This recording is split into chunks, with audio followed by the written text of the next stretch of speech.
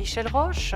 Michel Roche qui est diplômé de l'École centrale de Paris et de l'Institut de l'administration des entreprises, Université Paris 6. Vous avez pendant plus de 37 ans été dans divers postes au sein du groupe Michelin. Au cours de cette période, vous avez exercé de multiples responsabilités dans les domaines de la recherche, du développement, de la qualité, de la supply chain et de l'industrie, en France, en Espagne et en Allemagne également. Vous avez été directeur industriel activité tourisme Europe avant de prendre en 2003 la direction opérationnelle mondiale des opérations activités semi-finies et composantes du groupe, activité qui représente à peu près, nous disiez-vous, 15 000 personnes réparties sur 4 continents. Vous avez été également pendant de nombreuses années membre du Conseil de l'industrie et du Conseil recherche, développement, industrie du groupe. Et au cours de cette longue carrière, vous avez pu développer une expérience approfondie de la direction d'importantes équipes nationales et internationales, de la performance industrielle au sens large, et puis surtout, vous le signalez régulièrement, ce rôle clé des hommes avec un grand H qui y sont associés.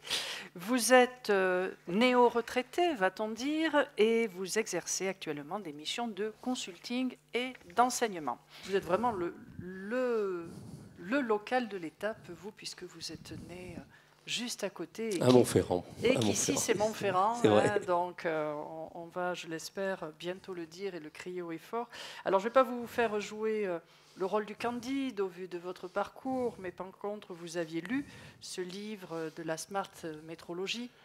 Oui, exactement. Très tôt. Hein, vous l'avez lu ouais. très tôt. Et vous aviez noté que son propos et la réflexion de son auteur, Jean-Michel Pou, avec Laurent Lebon, sortaient des sentiers battus.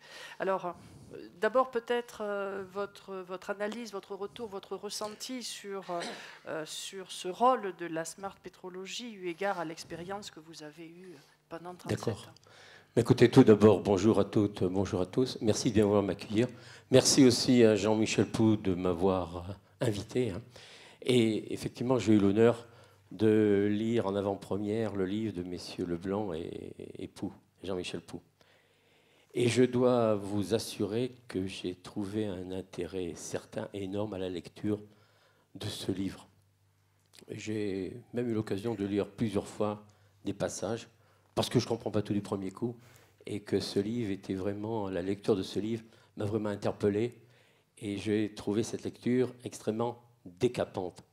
Et il est sûr qu'elle nous amène, cette lecture m'a amené, moi, et je pense beaucoup, à une profonde remise en cause vis-à-vis de la métrologie. En tous les cas, ça a été mon cas. Et je vais essayer de vous expliquer pourquoi à travers mon expérience professionnelle passée et actuelle. Or, depuis mes débuts professionnels, je dois dire en toute transparence que la métrologie n'a pas fait de ma part l'objet de beaucoup de questions et de réflexions. Et je ne pense pas, parmi les directeurs industriels ou directeurs opérationnels, faire vraiment une exception. Même si, comme disait Hélène Barbarin, depuis une dizaine d'années, il y a eu quand même des réflexions, une prise en compte de ces sujets au niveau des directeurs industriels, des directeurs opérationnels, mais enfin, pas très développés, je dois dire. Et je ne pense pas faire, comme je disais, une exception. Et pourtant, la mesure, elle est omniprésente, elle est indispensable dans la vie de chaque entreprise. Ok, bon, tout le monde le sait, mais les mesures, elles vont de soi. Leur fiabilité, elle est acquise. Elle exprime, pour tout le monde, une objectivité totale. Il n'y a pas de doute sur la mesure.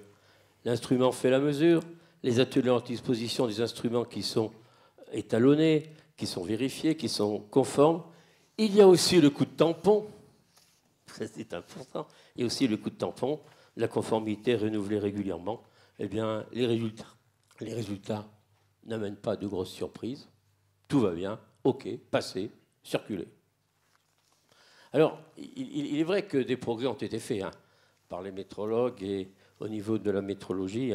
Moi, j'ai noté, dans le cadre de la mission de base, par contre, toujours, la traduction des besoins industriels, pas forcément juste nécessaire, je ne reviendrai pas là-dessus, je crois que ça a été bien abordé, sur les besoins, les incertitudes de mesure, les incertitudes d'étalonnage, etc.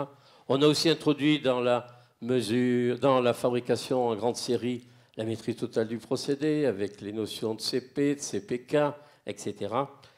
Et le traitement des résultats donne bien.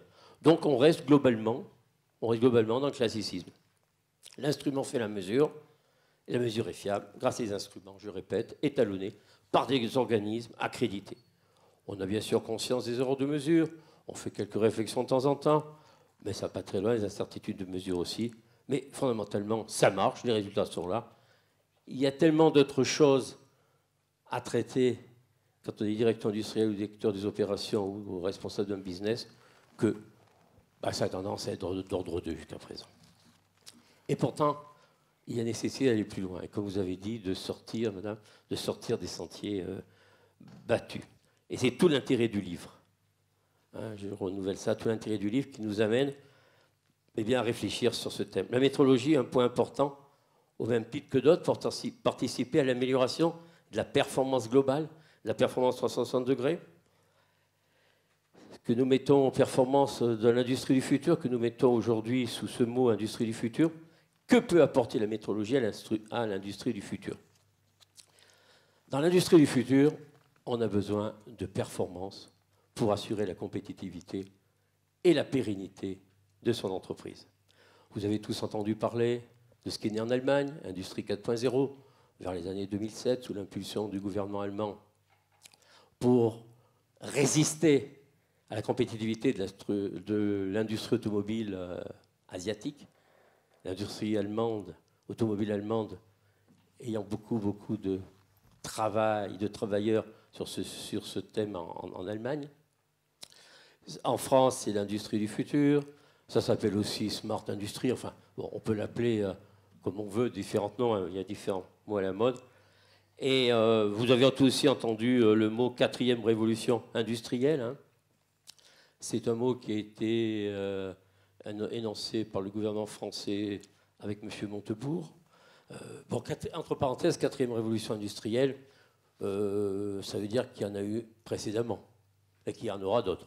On peut en faire le pari, parce que le progrès, il ne s'arrête jamais. Le progrès, il est continuel. Et il y a beaucoup de mots, quatrième industrie, quatrième révolution, industrie future. Je crois qu'il faut un petit peu calmer toutes ces expressions et revenir un petit peu au bon sens. C'est sûr qu'on cherche tous les leviers pour améliorer la performance durable des entreprises, au sens global du terme, pour améliorer, je répète, la compétitivité et assurer la pérennité des entreprises. Alors c'est vrai qu'il y a aujourd'hui cette quatrième évolution, cette industrie du futur, elle donne naissance à une nouvelle approche d'industrie, une nouvelle génération d'usines. Les progrès exponentiels de la science, des technologies amènent des changements profonds. Et l'ensemble du secteur industriel est, mais c'est pas nouveau, peut-être ça va un petit peu plus vite, mais depuis la naissance de l'industrie, ça a toujours été le cas, peut-être ça s'accélère un petit peu, eh bien une phase de mutation profonde qui voit essentiellement les technologies numériques s'intégrer au cœur des processus industriels. Alors, nouvelles technologies, dont l'intégration forte au numérique, on a parlé ici de big data, on a parlé d'objets connectés, et puis les évolutions des modèles managériaux, sociaux et organisationnels. Alors, il y a un point que je voudrais aborder là, c'est qu'il y a beaucoup de réflexions qui se font sur les nouvelles technologies, ou plutôt leur évolution, parce que la plupart existent déjà. Par contre, elles ont besoin d'arriver à maturité. Si on prend, ce matin est abordé le terme de la fabrication additive, elle existe. Par contre, elle est loin d'être mature, mais elle existe. Et au niveau technologie, moi, j'estime que, je ne suis pas le seul à estimer ça, que 70 à 80% des grandes idées existent. Par contre, il faut arriver tout ça à maturité. Et puis le management des hommes. Mais les réflexions sur la métrologie. Personnellement, j'ai eu l'honneur de participer à différents meetings ou différents séminaires où j'ai été invité, par exemple par la revue Smart Industry, qui est la revue Industrie du futur, et dans lequel paraîtra un article de Jean-Michel Pou et de Hélène Barbarin sous peu sur la journée d'aujourd'hui et sur la Smart Industry. J'ai été invité aussi à des congrès avec Madines sur les différents séminaires où j'interviens essentiellement sur le management des hommes, la motivation des hommes, les nouvelles organisations, la cobotique aussi, parce que c'est directement lié au management des hommes. Et finalement, on parle de tout, mais pas de la métrologie. Je n'ai jamais, écoutez, depuis un an, j'ai dû participer à 5-6 séminaires, depuis 7 ans l'année dernière, et on n'a jamais abordé ce thème. Et je dois dire, mais peut-être je me trompe, qu'en dehors de ce livre, je ne connais pas de réflexion approfondie sur le sujet. Bon, effectivement, certains le pratiquent plus ou moins, hein, comme M. Jourdain, de la prose sans le savoir, hein, mais ce n'est pas annoncé, la métrologie. Que peut apporter la métrologie à l'industrie de demain? Eh bien, ce thème n'est pas abordé. Quel potentiel progrès demain avec la métallurgie?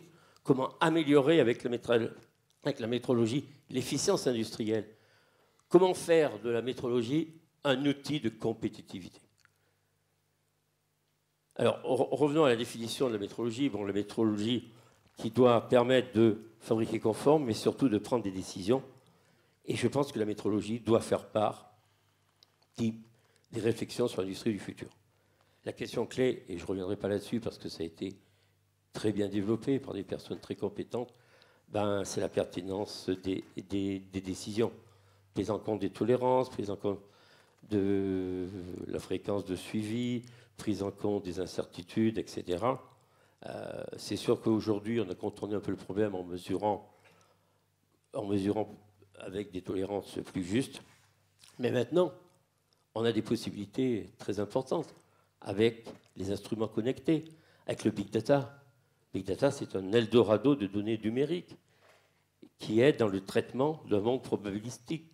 Le Big Data offre des opportunités extrêmement intéressantes. Alors, je ne vais pas revenir sur comment utiliser toutes ces données, hein, vous l'avez très très bien abordé. Hein. Vous êtes certainement et probablement beaucoup plus compétent que moi pour en parler. Mais c'est sûr qu'on récolte des informations plus exhaustives. On traite des informations a posteriori. Et ça me semble extrêmement riche. Donc, personnellement, je pense qu'il y a une révolution, mais c'est plus une évolution. On peut appeler révolution, on peut appeler comme on veut. Hein. Quelle est la part que va apporter, comment prendre en compte cette smart technologie pour aider à l'amélioration de la performance globale des entreprises, pour assurer la compétitivité et donc la pérennité des entreprises. Et je pense qu'il y a un champ ouvert là qui est énorme. Et si je reviens à ce livre, je vous encourage fortement à le lire. Les équations mathématiques, c'est tout autre chose. Hein. Les équations statistiques qu'il y a, mais bien regarder le fond. Et c'est sûr qu'il faut l'aborder à un certain niveau de réflexion. Et il faut aussi qu'il y ait des formations, je pense, qui soient faites sur le sujet parce que c'est aussi un changement culturel extrêmement important. En tous les cas, moi, je vais en parler à Smart Industry, là, à la revue. L'article va paraître, je pense, dans les 3-4 mois qui viennent. Il est lu par tous les spécialistes de l'usine du futur et de la performance. Et je pense que ça peut être le début d'une réflexion très intéressante sur la performance.